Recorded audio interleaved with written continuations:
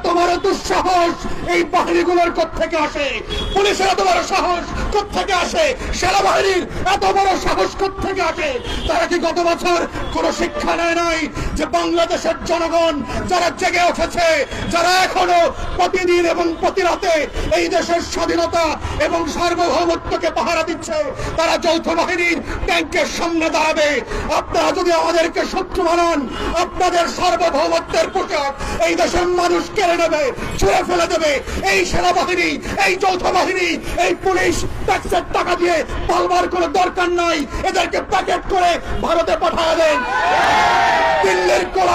দিল্লির গোলামদেরকে আমরা ট্যাক্সপেয়ারদের টাকায় পুষবো না।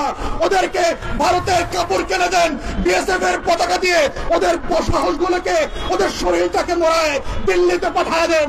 আমরা আজাদির বাংলাদেশে কোন গোলামকে প্রজাতন্ত্রের কর্মচারী হিসেবে দেখতে চাই না।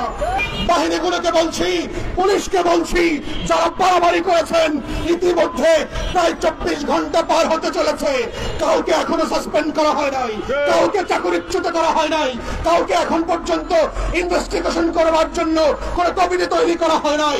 ইতিমধ্যে এই 24 ঘন্টা পার হওয়ার আগে যদি আপনারা না করেন, বাংলাদেশের গণ অভ্যুত্থানের সকল শক্তি একত্রিত হয়ে যৌথ বাহিনী এবং পুলিশের বিরুদ্ধে দাঁড়াবে। যদি আপনারা সেইটা না চান, দিল্লির গোলামের বিরুদ্ধে যদি আপনারা আজাদির পক্ষে থাকেন, তাহলে আমাদের পক্ষে দাঁড়াবেন, লাল সবুজের পক্ষে দাঁড়াবেন এবং বাহিনীগুলোর পক্ষ থেকে নুরুল হক নূর রাজনীতিবিদ গণ অধিকার পরিষদের কাছে অবিলম্বে ক্ষমা চাইতে হবে। এই রাষ্ট্র কোন বাহিনীর কাছে বিক্রি করে দেওয়া হয় নাই এবং দেওয়া হবে না। আমাদের এই গণ অভ্যুত্থানের লড়াই চলছে এবং চলবে।